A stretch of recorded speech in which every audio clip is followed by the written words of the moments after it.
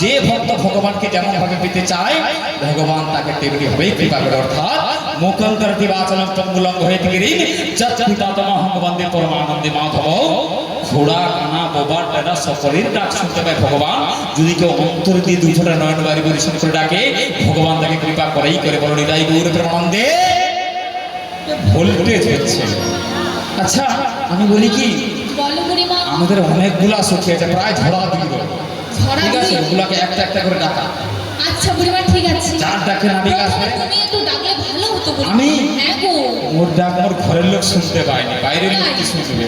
আচ্ছা এক কাজ কর, তোরা ডাক। হ্যাঁ হুঁ না ডাকনে কা কোই বাত নেই। আচ্ছা তোদের ডাকে যদি না আসে আমি তখন চেষ্টা করব।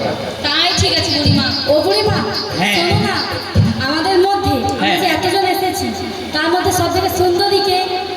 আমাদের ললিতা সুন্দরী। বুড়িমা একদম ভুল, সব থেকে সুন্দরী তুমি, যা যুবতীও তুমি, রূপসী তুমি, গর্ভবতীও তুমি। গর্ভবতী ওটা নয়, না না দেখ, ওটা হচ্ছে ওই শুন শুন, মুখ ফসকা যখন বলে ফেলছি তার কাটানটা আমি দিয়ে দিয়েছি।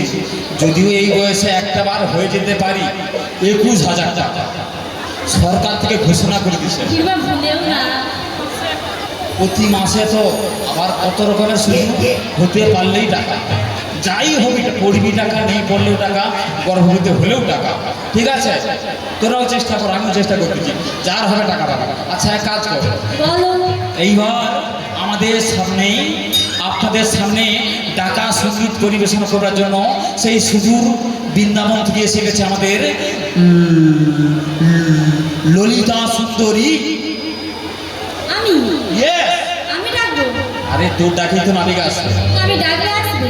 নাবিকের বাবা আসবে। নাবিকের বাবাকে তো দরকার নেই।